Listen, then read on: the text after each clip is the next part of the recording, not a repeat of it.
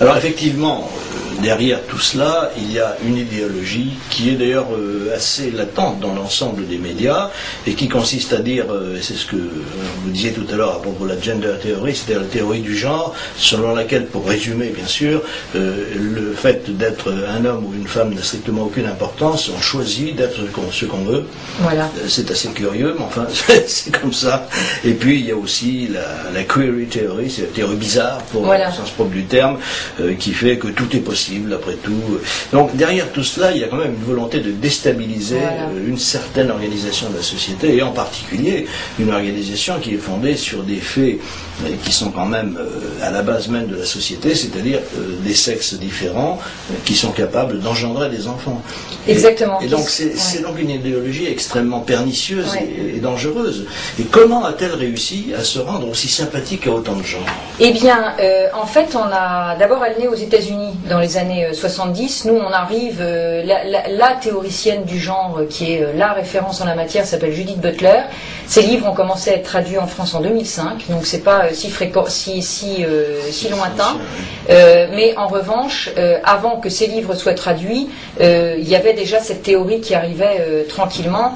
On le voit très nettement dans nos émissions de télévision ou dans beaucoup de journaux où on sent qu'il y a de moins en moins de distinction entre l'homme et la femme.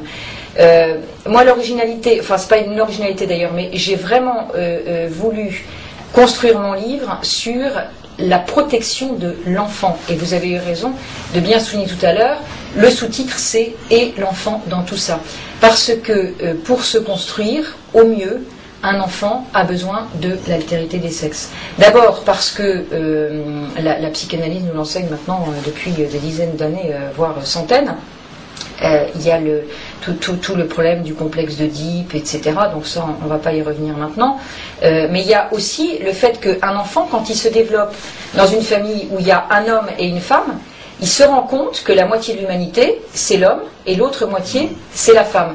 C'est-à-dire qu'il va à la fois respecter, à la fois comprendre comment ça se passe l'homme, comment ça se passe la femme, comment il va pouvoir avoir des relations, comment il va avoir un certain respect pour... Enfin, c'est vrai, l'humanité, elle est composée pour moitié d'hommes et pour moitié de femmes. Donc, pour en revenir à la gender theory, c'est vraiment, on a le sexe physiologique, on a le sexe social, et ce qui est important, c'est ce que vous disiez tout à l'heure, c'est le sexe social, c'est-à-dire je suis ce que je souhaite être. Et au départ, puisque pour répondre plus précisément à votre question, comment on en est arrivé là, en fait c'est les féministes. C'est les féministes qui disaient qu'en fait l'homme se sentait supérieur à la femme.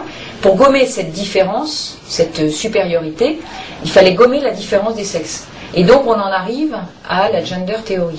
Et alors, pardon de vous interrompre, mais au fond, vous êtes en train de nous expliquer que quelque chose qui a été très positif, c'est-à-dire l'accession des femmes à l'égalité dans la société, a fini par produire des éléments totalement négatifs, enfin, à mon avis, et semble-t-il au vôtre aussi, sur la manière de concevoir la famille, le couple, l'enfant.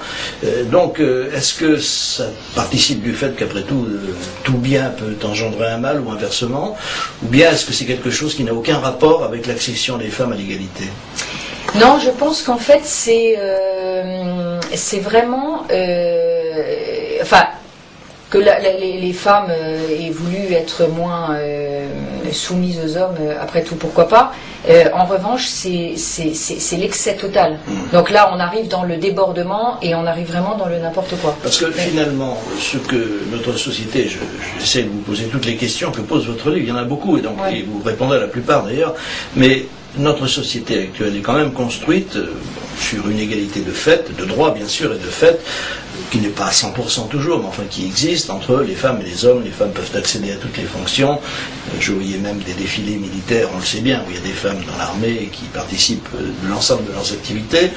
Et puis, par où que vous alliez, vous avez des femmes qui occupent toutes les fonctions. Ça, c'est quelque chose d'extrêmement positif, qui a permis justement aux femmes d'échapper à la domination systématique du sexe masculin. Mais d'un autre côté, on peut se demander si ça n'a pas aussi eu un certain nombre d'effets pervers. Le mauvais état de la famille actuelle, alors, qu'on le veuille ou non, participe quand même du fait que les femmes sont moins souvent dans leur foyer qu'elles ne l'étaient auparavant. Donc, est-ce que ce n'est pas une question que vous vous posez? D'autant plus que vous travaillez. Oui, non, mais en fait, je crois que derrière tout ça, bon, on va dire au départ, il y a eu en effet cette volonté d'accéder, voilà. Mais je crois que finalement, cette théorie ce féminisme poussé à l'extrême a été carrément récupérée par autre chose encore. Et cette autre chose encore, c'était la volonté de détruire la société. Et la volonté de détruire la société, c'est pourquoi? C'est une question de pouvoir. C'est pour récupérer le pouvoir. Donc, ça a vraiment démarré comme ça. Et ça, c'est vraiment le début de la théorie du gender. Mais ensuite, la queer théorie, là, ça dépasse ce féminisme et ça devient une question de destruction de la société. Donc, c'est pour ça que moi, j'ai vraiment voulu et je souhaite vraiment attirer l'attention des gens. C'est que moi, quand j'ai démarré cette aventure, on m'a dit non mais tu sais Béatrice, tout ce que tu fais c'est bien sympathique, mais bon ça y est, de toute façon on y est, et puis après tout ça ne concernera que quelques enfants. Bon d'accord, allez ok, quelques enfants qui sont sacrifiés, mais en fait déjà un enfant sacrifié c'est déjà un enfant de trop, d'une part. Mais d'autre part, en fait, moi j'ai vraiment voulu attirer l'attention sur le fait que c'était pas juste, ça ne touchait pas juste les enfants, mais en réalité ça touchait la société tout entière. La famille voilà. Tout entière. Donc, déjà, les homosexuels sont une minorité, et parmi cette minorité, une encore plus infime minorité souhaite le mariage et l'adoption. C'est ça qui est intéressant. C'est très intéressant. Puis il y a aussi un autre phénomène que vous soulignez dans le livre, qui est celui de l'affection, de l'amour, qui semble être un viatique qui, en quelque sorte, emporte la décision. Or, vous expliquez très bien dans le livre qu'il ne suffit pas d'aimer, en ce qui concerne un enfant, pour être un parent. Pour le construire. Il faut le structurer, le construire. Voilà, exactement. Ça, c'est un des aspects du livre qui est particulièrement important, ouais. Et qu'on néglige beaucoup dans notre société. Et je crois d'ailleurs que si on le néglige, c'est parce qu'au fond, il y a beaucoup de gens qui ont renoncé à construire leurs enfants. Il faut quand même le reconnaître. Oui, en fait, c'est pas forcément qu'ils ont renoncé, c'est qu'ils savent pas trop comment s'y prendre. Voilà. Oui. Je pense que c'est plutôt ça. Oui. C'est que comme on est dans le règne du relativisme, il y a beaucoup de gens qui se prêtent à ça parce que eux-mêmes ne savent plus très bien. On n'a plus de hiérarchie, on est tous se vaut.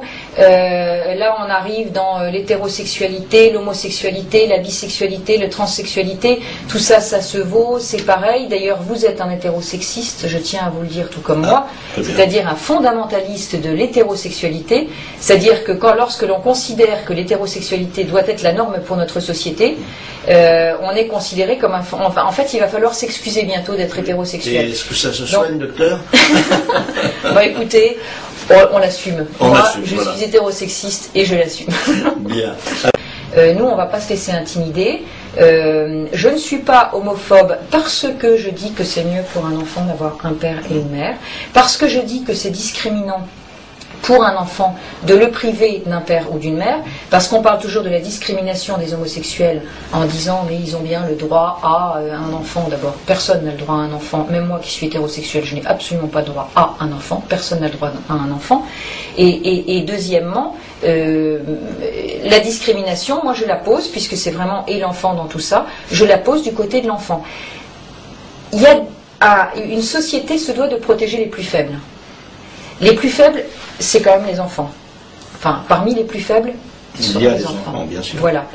Eh bien, on est en train de discriminer, c'est-à-dire que nous, adultes, on décide délibérément de dire, toi, tu as droit d'avoir un papa et une maman, et toi, tu n'as pas le droit d'avoir un papa et une maman. Tu vas avoir deux papas, donc encore là, il faut se méfier sur les mots, mais bon, on va dire deux papas, donc pas de maman. Ou de maman, donc pas de papa. Et ça, c'est pas une discrimination. Donc moi, la discrimination, je veux bien l'entendre, mais qu'on parle de toutes les discriminations. Et puis à partir de ce moment-là, on choisit qui notre société veut défendre. Et moi, je me battrai toujours, envers et contre tout, pour la protection du plus faible dans la société. En tout cas, c'est une mission tout à fait de célébrité publique que vous vous êtes fixé, parce que la société est vraiment tourne-boulet, elle ne sait plus ce qu'elle doit penser, et surtout, quand elle a affronté des arguments biaisés, elle ne sait pas répondre, parce que ces arguments paraissent convaincants. Donc, dans le livre, vous avez réussi avec beaucoup de simplicité à les exposer d'abord. C'est quand même la méthode la plus honnête, puis ensuite à leur répondre avec autant de clarté que possible, et donc ce livre est tout à fait utile à la société. D'ailleurs, je me demande, compte tenu de l'échec des politiques en général, la politique n'est plus capable aujourd'hui de transformer les sociétés, et je me demande si ce ne seront pas finalement, et après tout c'est assez normal, par les citoyens eux-mêmes, par des actions ciblées ou qu'on pourrait qualifier de parfois même de corporatiste, ce qui n'est pas du tout le cas de votre association, mais on peut se demander si c'est pas par là que le progrès va finir par se faire, car au fond, les politiques sont sourds. Je veux dire, ils n'entendent que les médias. Et là, les médias eux-mêmes ne veulent entendre que ce qui est fait vendre du papier ou de la pellicule.